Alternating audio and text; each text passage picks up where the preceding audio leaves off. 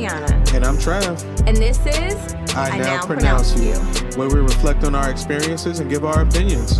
It can be hard to take the time to process it all. So we're making the time now.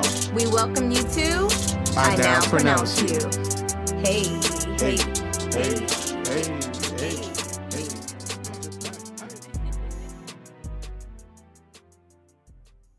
Hey guys, welcome back to another week of I Now Pronounce You. Yep, yeah. So, babe. Yep. Today is Juneteenth. Happy Juneteenth, everybody. Happy Freedom Day. Yes. By the time we upload this episode, obviously this time would have passed. But I just really like a lot of the things that I'm seeing online right now. I'm liking the resources that are being put forward. I'm really enjoying just seeing the Black community rally around this and seeing companies now that are making it a paid holiday. Yep, me too. So, even your job has now made it a paid holiday. Yeah, it's awesome. And I just really think that that's important. I even saw, where we live, they announced that this was the first Juneteenth celebration that they've had in 5 years. So I think that it's just bringing importance back to people. And I think our culture was definitely kind of stripped. A lot of our traditions before slavery and being brought over here were stripped from us. So creating these type of traditions that's based in truth and realness is really important. And I agree. I totally agree, babe. Yeah. So for those of you that don't know what Juneteenth is, I really was not hip to it very long either. Maybe the last couple years it's been on my radar, but not to the point that I was like, oh, I should celebrate that. You actually did. Last year, you really wanted to celebrate it. Yeah, I'm an advocate for anything that feels, Black and a celebration of us.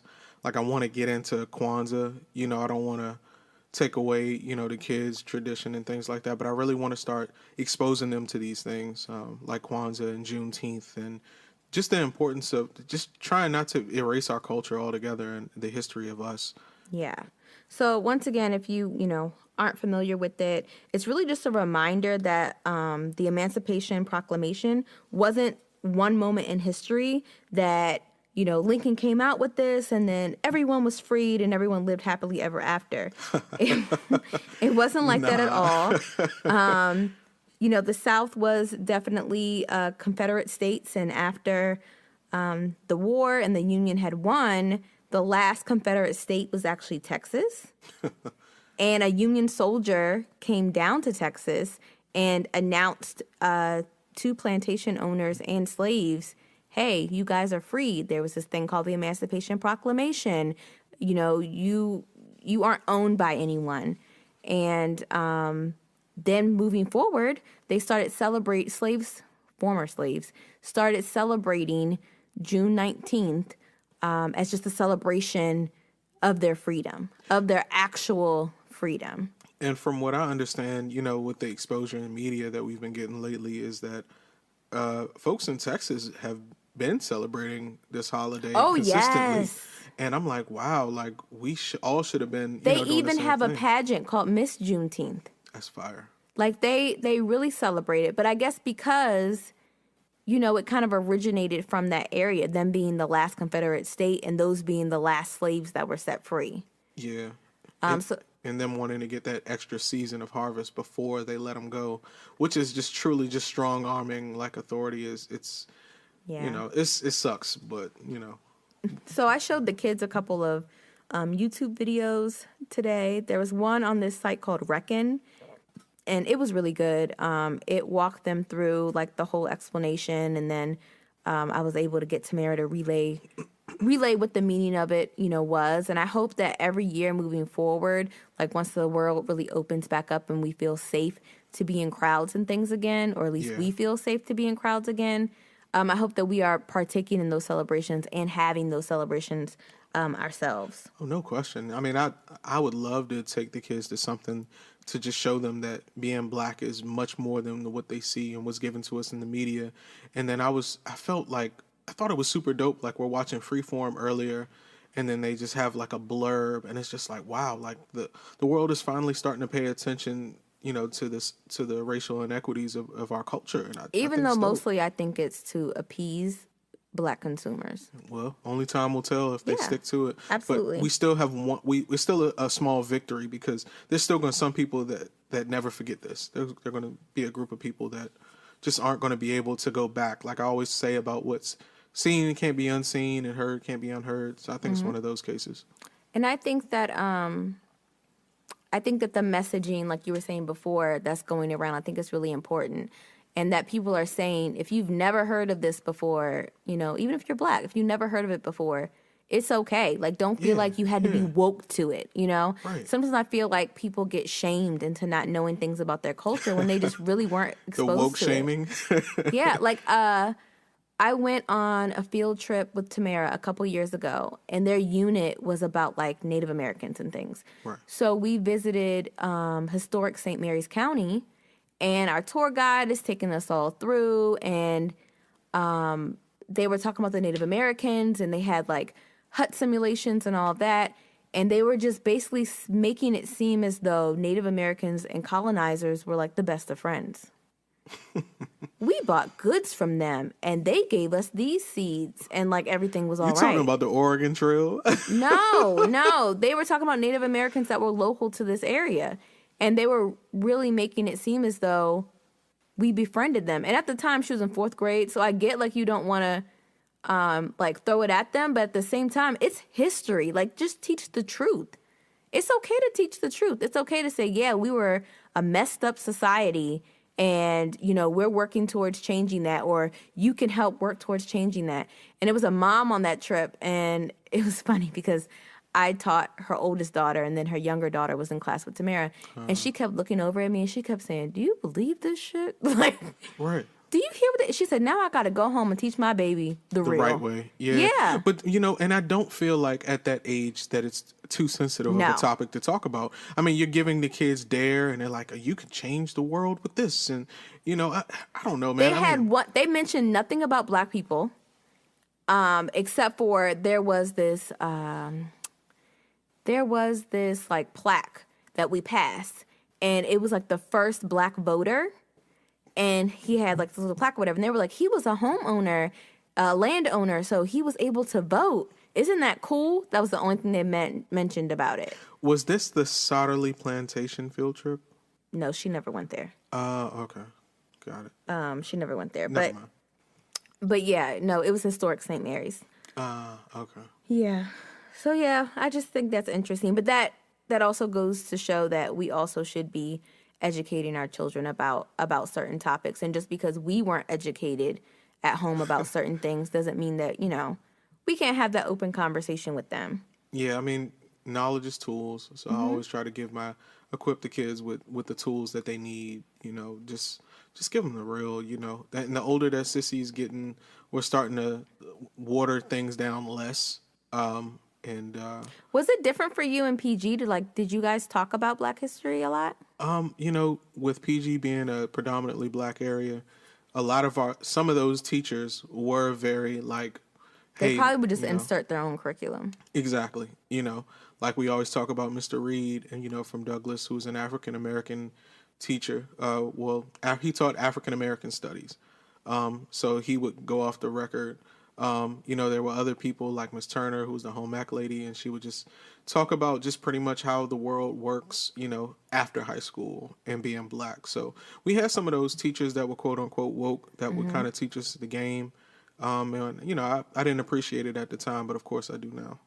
I used to make my language arts students do a Black history project every year, and they couldn't, like, I would ban Martin Luther King. I would ban Malcolm X because we talked about him in class. I would ban, like, Rosa Parks, Harriet Tubman. I was like, I do not want to see a project on these people because they do talk about them from kindergarten on up. But they put it in the light as, like, see, these people were the nonviolent people.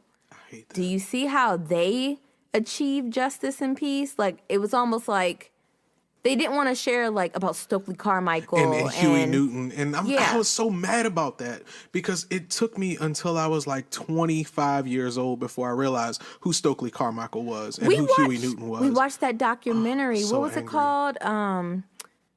Was it Once Upon a River, or it was something with a river in it? And we watched it, and I remember we binge watched it, and we learned about all these people that we had never heard about. And we were like, oh, wow, this is dope. But once again, school is going to, yes, the curriculum needs to be changed and they need to be more diverse in what they're talking about. However, it is, I feel like, your responsibility as you get older to learn about your specific culture. I shouldn't have learned about Angela Davis at 27. That's what makes me upset. You know, people like that were influential in the culture and to move. Like they talk about the civil rights movement, about these top tiered people that like we talk about MLK, and I don't discredit any of his, you know, any of his efforts, but I took a African American history class once, down in St. Mary's, and it was a community college course, and they weren't offering it close by, and they weren't offering it online, so I drove an hour there and would take it. Now, mind you, about a mile from that was like the actual like pier or dock where they used to sell slaves and get them in as shipment. And the professor, you know, was a Caucasian guy. I had no problems with that. He was really up on, you know, Octavia Butler and, you know, a lot of different influential writers that spoke about race and the cultural experiences. However, I remember, and I don't even know how we got on this topic. This is an African American in literature class. One day he poses the question that if you lived during slave times, would you or would you not be a slave owner? Now, it was only myself and one other girl who were black. And then the girl that sat next to me, she was pregnant, and she was pregnant by a black guy. So he tells us to make our decision, and you had to raise your hand to show everybody what your answer was, and then you had to give your response. So I would say definitely 95% of the class said that they would own slaves. The other 5% said no, me, the girl next to me, and the other black girl. So then those that raised their hand had to give their reason why. And a few of them were talking, I mean, they were going on and on and on about it. Some of them said that their ancestors had, you know, owned slaves, but they were like, it was just the correct response due to the economic, you know, whatever of the times. If you owned 120 acres, you wouldn't be able to afford to pay all of these people. So it had to be that way in order to make the nation grow. And like, these were their points. So you're explaining Southern money. Oh, okay, got it. So then my response was, well, if you couldn't afford to pay them, why couldn't there be a way where you weren't stealing people from another continent and you were able to hire people to live on your land and to farm and till it? Like, that could have been an option. And he just kept telling me, no, that's not true. And so, you know, I say all that to say that just acknowledging Juneteenth, acknowledging this country's like horrible past, it shouldn't make people feel uncomfortable. Just talk about it, have conversation.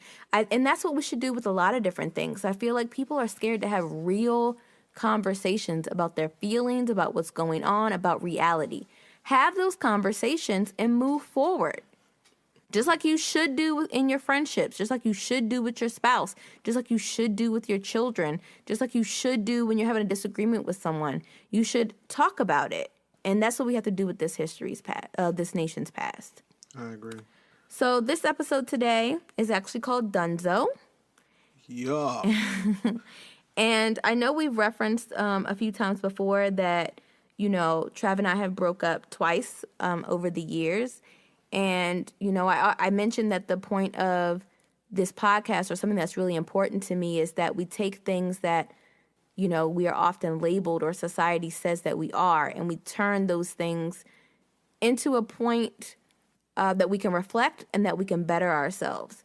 And so it used to be embarrassing for me for people to be like, oh, how long have you guys been together? And in my head, I was like, do I subtract the years that we weren't together?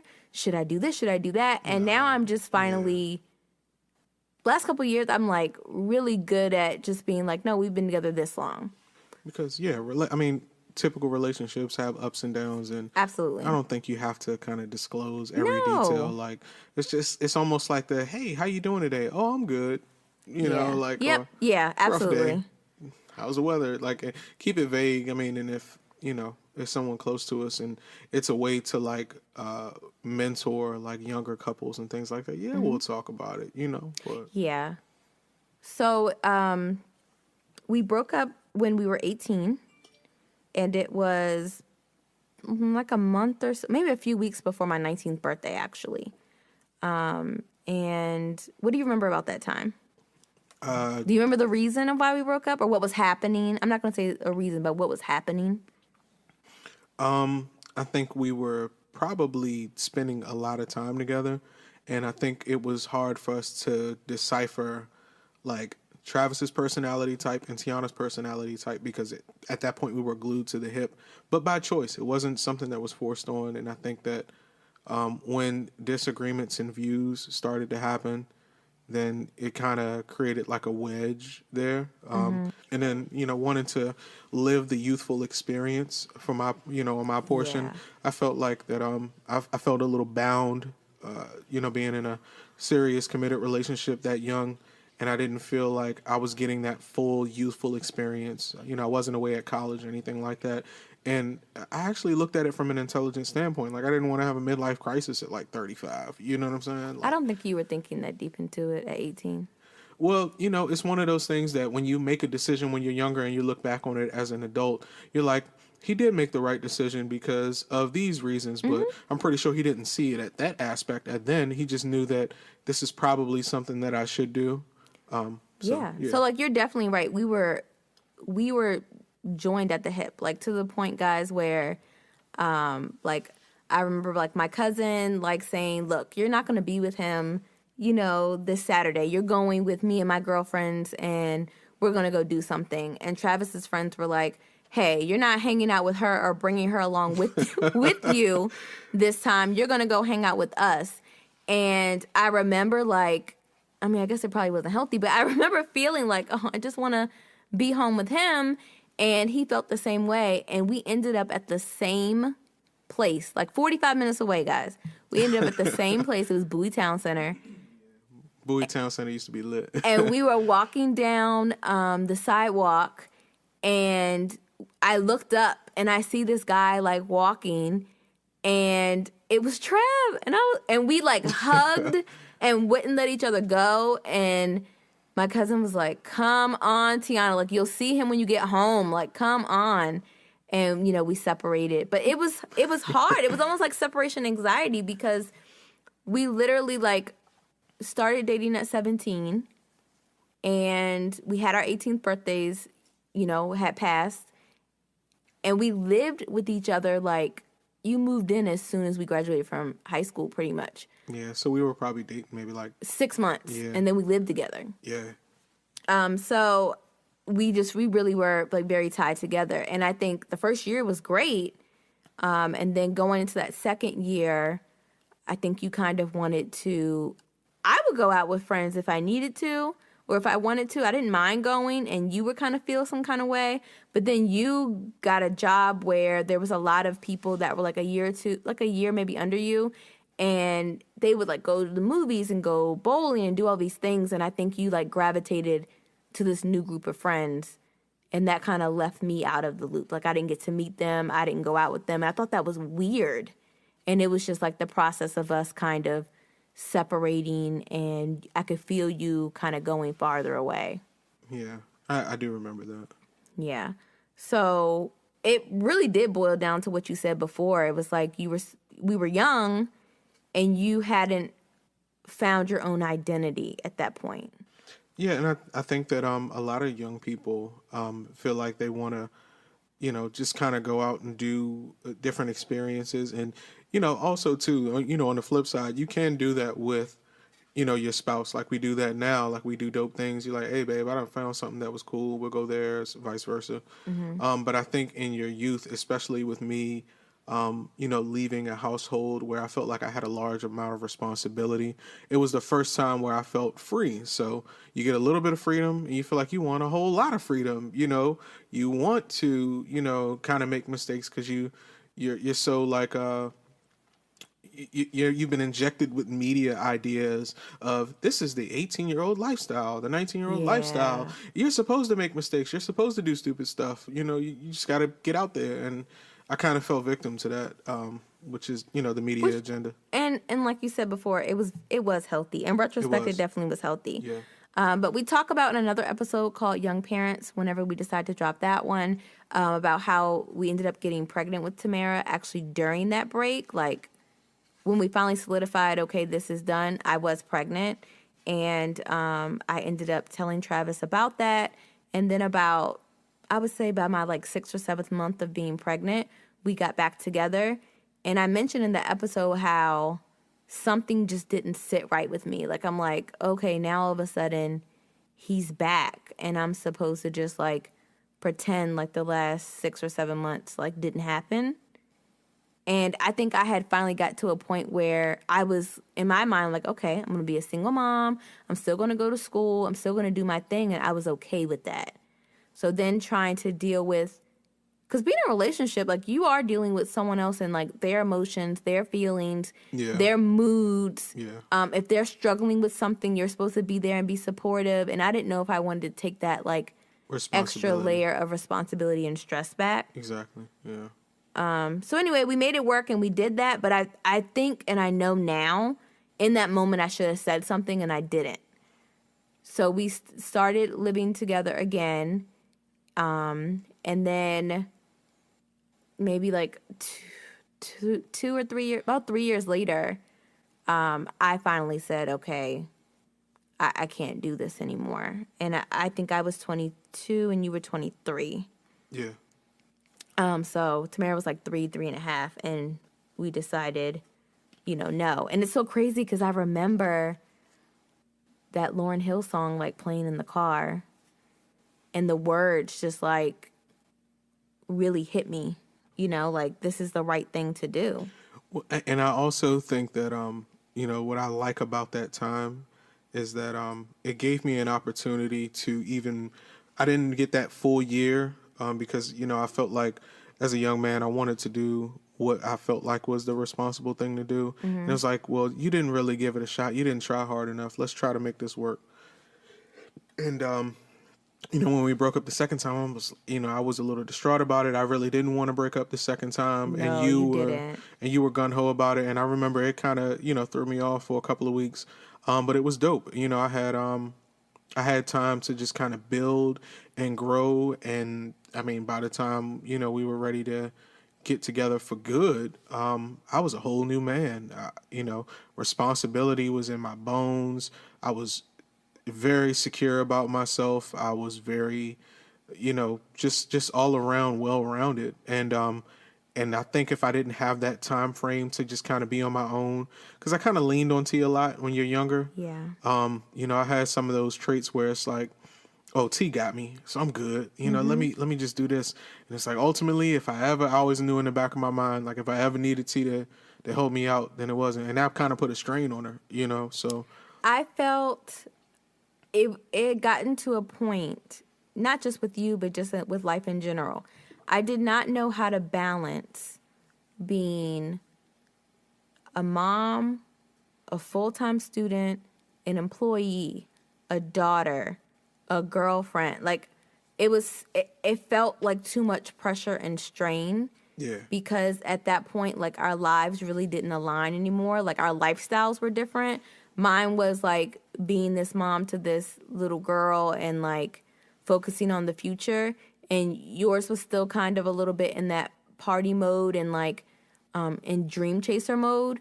And so we didn't really align. And then when we did get together, it wasn't like before where we wanted to be like gelled together. It was just kind of like almost a nuisance Yeah.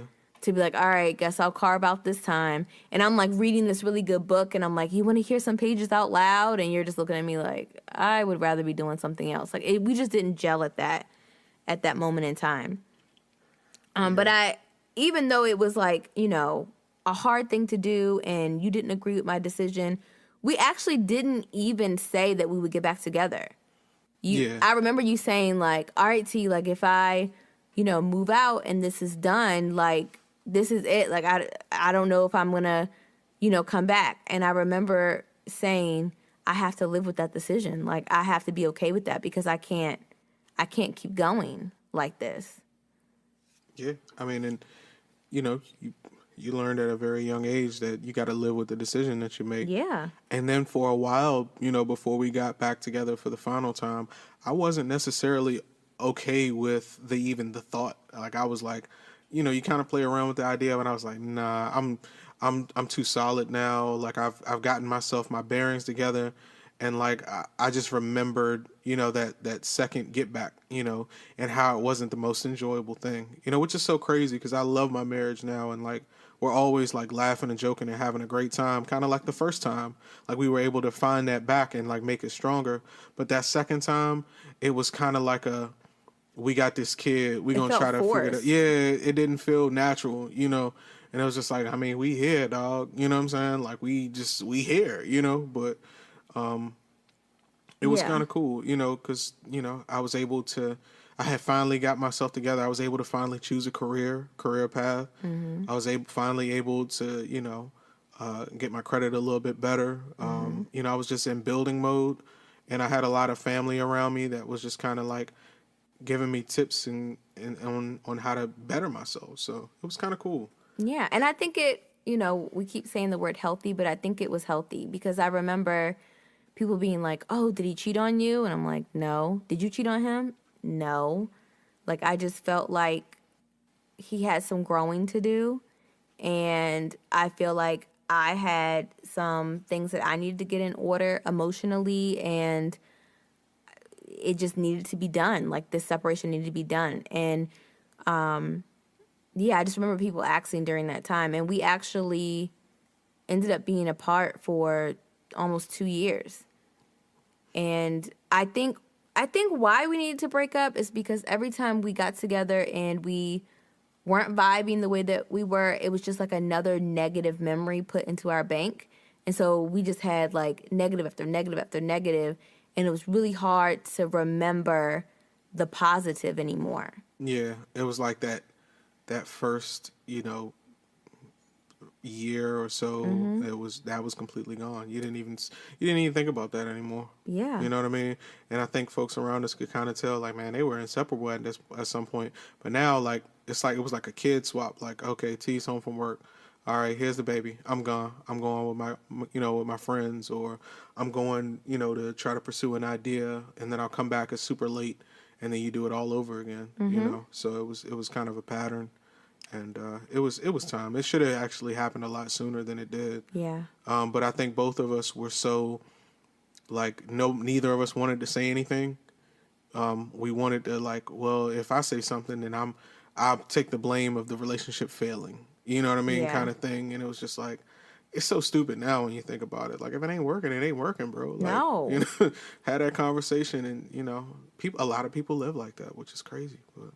And I think I got to, like, find myself during that time. I, like, got to... a lot of the time I spent by myself, but I did date a little bit. I also finished my schooling, so I graduated from my bachelor's program, like, the following year. I got my first teaching job while we were not together. What else did I do? Oh, I acquired, like, 2 really good friends, and we hung out all the time and had a blast, and I just got to look at myself in a different light. I lost like a bunch of weight. I just felt like I had time to just like become who I wanted to be. Yeah, and the same here. I guess I was able to finally stop working at the mall, and I finally started my career in finance, and I climbed up the ranks. I started, learning about investments. You were engaged. That wasn't a serious situation. He was engaged, y'all. Your mama told me. I had a girlfriend that I thought it was promising, but it didn't quite work out. But I mean, You can listen to that story in the episode Cheaters. It was, but aside from that, I was just talking about progressing. That at the time, me and my buddy, John had got, really close during the time. 'Cause he had an apartment that was maybe about 5 miles away. So I mean, I kind of lived the experience of not super partying and stuff like that. It was more like getting things together. You had lost a bunch of weight too. I did. I was in great shape. My grandmother, cooked really healthy. So I picked up some of her eating habits. I didn't eat a lot of salt and sugar. And I had worked out like every day, and it's something about a breakup that makes everybody want to work out. But I remember, like, I felt no malice. Like I would see this girl when we would do pickup and drop offs, and I felt no type of way. Like, we really, guys, like, it wasn't happening. When I say dunzo, like, we really thought that we were done, and we were okay being in a co-parenting relationship. Co-parenting, pretty decent. We were pretty decent at it. We weren't the best, but it wasn't like uncomfortable or like crazy. It was just, if T felt a certain type of way about how something was being done, she would mention it to me. I'd be like, okay, T, I see where you're coming from. I wouldn't give her too much flack about it. My thing is time. Like, I think when you're co-parenting, some people don't realize that if you get your child every other weekend, that's 4 days out of a month. That's it. So if you complain about the 4 days that you have, like, come on, bro.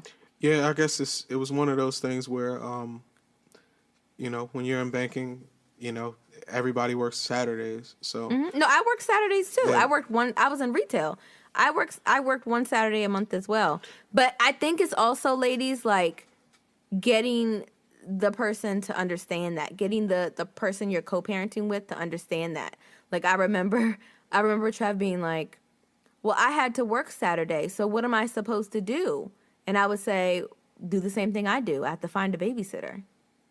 Like, guys just really aren't in that mental space, and especially when they're younger, like, they have to. It kind of has to be put into their mind frame of, like, do you understand how this makes sense? You know what I'm saying? Like, and not all people are like that, but I'm just saying, like, you have to kind of understand that logic. And he quickly got it, and he understood. So then he was reaching out to his mom or his grandmother or his aunt or his girlfriend, and they were helping to watch her during that time. But yeah, we really thought that everything was done. And that's also something that you can hear a little bit about in the the other video, or the other pod about young parents. But anyway. So what do you think would, like, okay, so if you are in that position where you are going your separate ways, if you decide that you want to rekindle or reunite, what do you think should be in place? Like, what are some things maybe you should consider? Like, say there's somebody out there that's like, because I even had a coworker once. I said, oh, she was with her child's father. They had broke up, and then they got back together, but she didn't know if it was really working. And I said, oh, I had a similar situation to that. And I said, we had a child young. We ended up separating, and we got back together, and it's been better than ever. We ended up getting married. We had another child. It worked out great. And she would, just kind of ask me, like, well, how did you do that? What happened? And I said, if the other person isn't willing to own up to their mistakes, and you aren't willing to own up to yours, and you're not creating new memories together that are happy and new that you can reflect on and laugh about and joke, then it's not going to work. Like, it's not going to work. And it has to be I think even before you even consider even approaching your ex or whatever about getting back together, you have to have that conversation with yourself and say, is this something that I even want, or what's Yeah. the reason that I'm doing this? Do I feel this? Do I feel like I'm doing this as out of obligation, or do I feel like I'm trying to do this to follow the old school, toxic way of, well, we got a baby together, so we supposed to at least try? Nah, like, Yeah. do you like the person? Do you think that you get along? Have a couple of dates. You know what I'm saying? Does it even vibe? So that may have been Trav's MO the first time. Like, oh, well, she's pregnant and, we can make this work. I do like her. I do love her. Let's make this work. She's a nice person. But the second time around, when I thought the breakup needed to happen, he did tell me. He was like, he was vocal about like, I'm good and I'm not going to come like back. Like if it was something that I wanted, that I would have to approach him about it. And so I ended up, after everything had happened, after time had gone by, after dating and it really wasn't going the way that I thought that it would go, I ended up at drop off having a conversation and saying, hey, maybe we should actually date again as adults.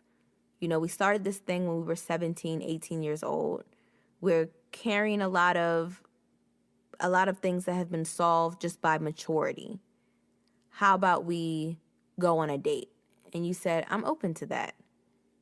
And we started going on dates, and we would be sitting, at a bar drinking wine, or he would have a cocktail, and we were, eating and laughing and joking for hours. It's amazing what maturity will do to a person. Yeah. And I'm like, it's like I know this person, but like they got dope, they got doper like over the years. Like they learned, and the same thing with me. I was able to finally shed some of like my skittish, reactive personality, and it was very suave and very chill. You were more calmer. Yeah, very chill, and I mean, T loved that. She used to try to get me to like relax all the time, and every once in a while, everybody kind of has that moment where they're a little upset, but for the most part, I was just so very relaxed because I think when you're finally confident in yourself and you have like a lot of good things going for you, it's like, what is there to trip about? Everything's good. You know what I mean? And when we did this, we went on these dates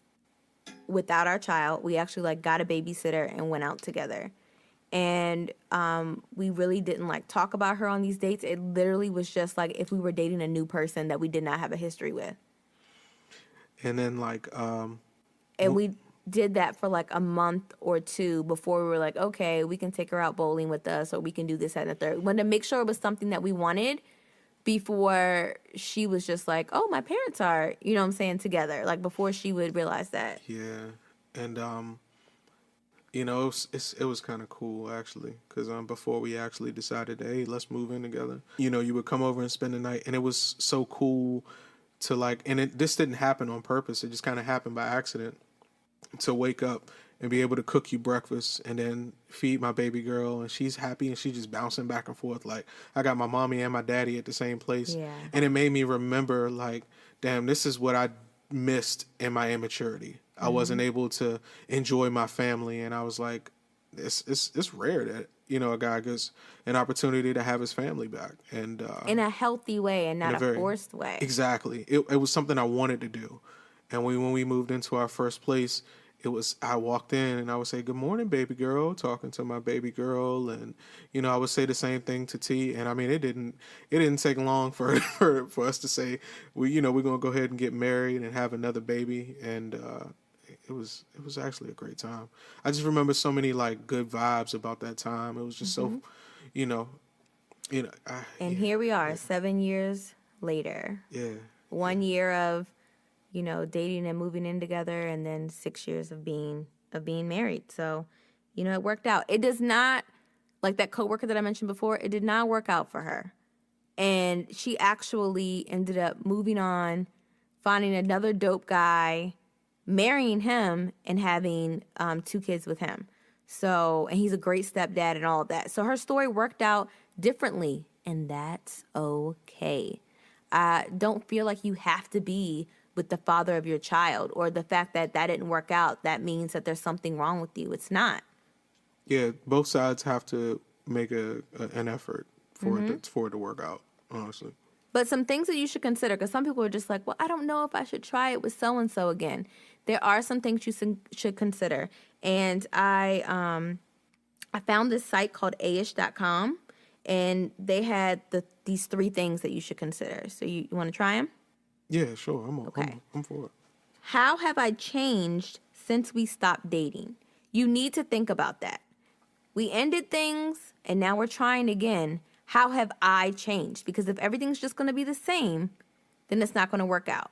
So some things that I know that I changed, and then you can speak on what you changed on, was the fact that I knew that what triggers him, or what did trigger him, no longer triggers him. I had to learn like what things that he's no longer triggered by.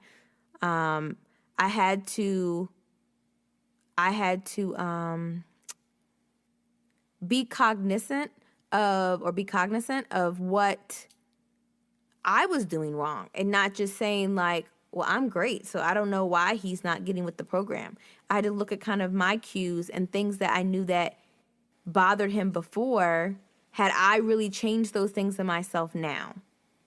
And so I had to be open to all of that. And when I knew that I could say yes to those things, then I knew that I had some changes that would benefit us now. So what are some things that you think that like you changed once we stopped dating, and then we started taking it step by step again? I think a lot of it was it was honestly maturity and thought process. Not looking at my kid as an obligation, but actually enjoying spending time with my kid, not like I'm watching her. That was a big thing. And then also a sense of security. Like, hey, I finally have gotten myself together. You don't have to, just kind of save the day all the time. Sometimes daddy can save the day, and quite often, and trying to find that balance. And then I think your expectations of what the woman should do and what the man should do kind of shifted. Yeah, it did a little bit. And that just took maturity, and kind of looking at just learning from from experience, life experience actually, and seeing how the world worked. I was in such a small bubble. I would wake up every morning and go to an office and do for graphic design part time, and then after that I was working in retail. It was a different environment. But then when I got into corporate America, and I saw a lot of different personalities, and I started working with clients, and it just kind of opened my mind up to how things actually can work in a different way, and I wasn't so like pigeonholed into like a one small frame of mind. So I like to say that it was the majority of it was maturity. Aish.com also says you should consider what's the reason you broke up the first time. And so we understood that the last breakup prior to that was about not having positive memories and things to say about each other. We were getting, into this space where things were negative and we weren't communicating properly. And so it boiled down really to communication. Yeah, communication is key. Having that unspoken energy between the two of you. If that connection is gone and that energy is gone, then you can try for a while to fight back. But if it doesn't look promising, then maybe this isn't the relationship for you. And I think you should try. And you should always try in relationships, but you shouldn't feel like you're trying so hard to make something work. I'm telling you, I don't know where we were going, but when that X Factor song came on, it could all be so simple, but you'd rather make it hard.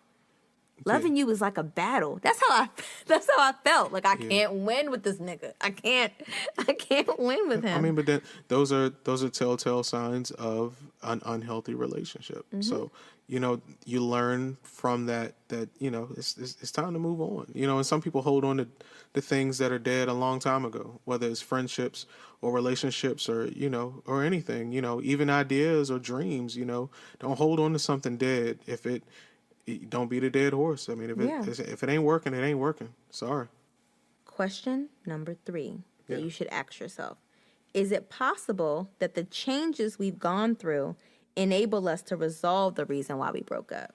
So you already understand what stopped the situation, and you understand, like the reason and what your role was, now can using that information, do you feel like you can resolve that reason and get back together? Yeah. If, for instance, if you feel like, the two of us are being a little distant, it's like, hey, we'll both make that effort to make some time out to keep that relationship strong. You never want to get back to a point where it's just an obligation. You still want to be able to, just leisurely enjoy each other.